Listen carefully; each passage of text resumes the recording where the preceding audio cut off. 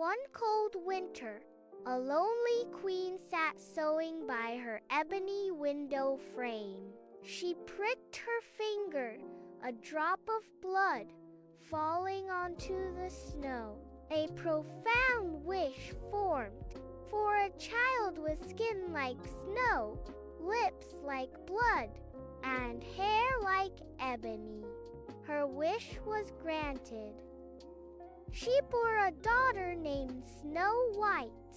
Tragically, the queen died shortly after. The king remarried a woman of breathtaking beauty, consumed by vanity. She possessed a magical mirror, daily asking, "Mirror, mirror, on the wall, who is the fairest of them all?" For years the mirror replied, "You, my queen, are the fairest." But as Snow White blossomed, her radiant beauty surpassed the queen's. One fateful morning, the mirror's answer changed. "Queen, you are lovely, but Snow White is 1,000 times fairer than you." A searing jealousy ignited in the queen's heart.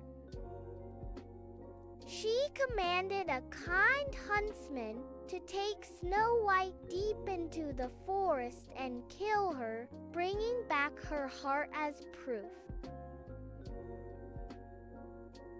The huntsman, unable to harm the innocent girl, tearfully urged Snow White to flee.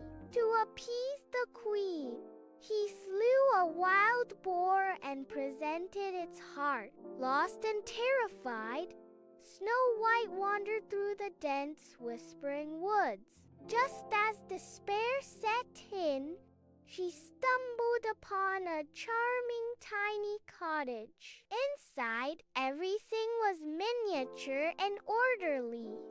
7 tiny plates, 7 little mugs, and 7 neatly made beds. Exhausted, she ate a little from each plate and, finding one bed, fell into a deep sleep.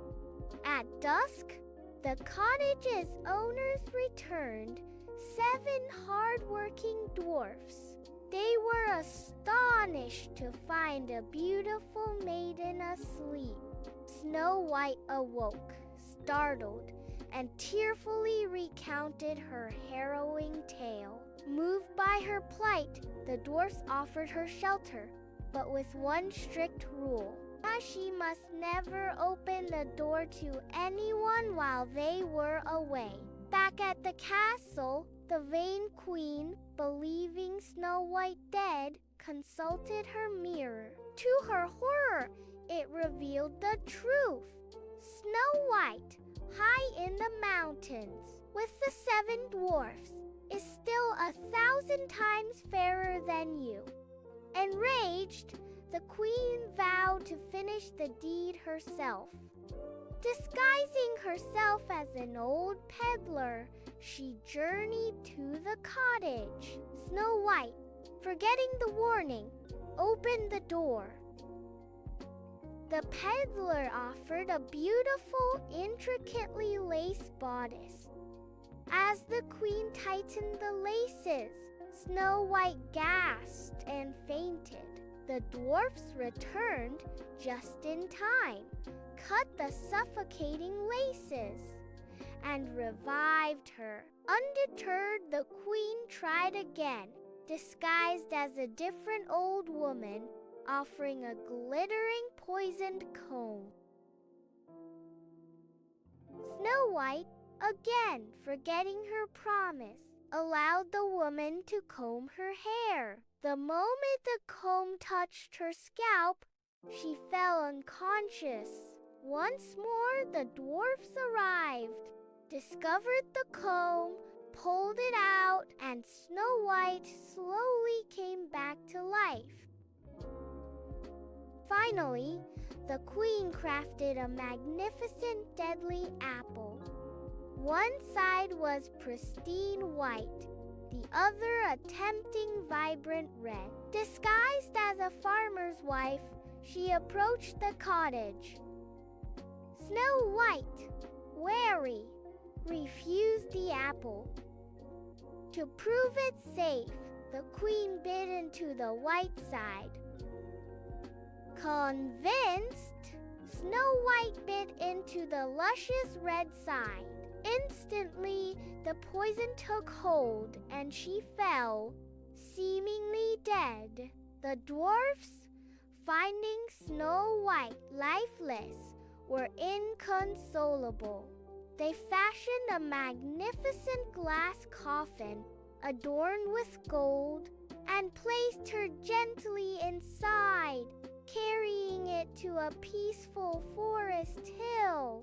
There they kept a constant vigil, for she still looked as if she were merely sleeping. One day, a handsome prince, riding through the forest, he saw the radiant maiden in the glass coffin. Captivated, he learned her tragic story and pleaded to take the coffin to his castle, promising to honor her. Reluctantly, the dwarfs agreed. As the prince's men carefully lifted the heavy coffin, one stumbled, causing a sudden jolt. The small, poisoned piece of apple dislodged from Snow White's throat. With a gasp, she opened her eyes, alive once more. The prince, overjoyed, immediately asked for her hand in marriage. Snow White, her heart filled with gratitude, happily agreed. The dwarfs were welcomed as honored guests. News of the wedding reached the vain queen, who consulted her mirror one last time. Snow White, it declared, is now queen, and 1,000 times fairer than you. Overcome with rage, the queen attended the wedding in disguise. Upon seeing the radiant bride, she recognized Snow White and, consumed by her own evil, turned and fled, never to be seen again. Snow White and her prince lived a long, happy life, ruling their kingdom with kindness and wisdom. She never forgot the simple cottage habits, and he always remembered how quickly safety could turn to danger. The dwarfs visited often, their path between the forest hill and the grand palace becoming a well-worn trail. And so the tale concludes. Danger faced, deceit unmasked, and a life once lost beautifully returned. And so the tale concludes. Danger faced, deceit unmasked, and a life once lost beautifully returned.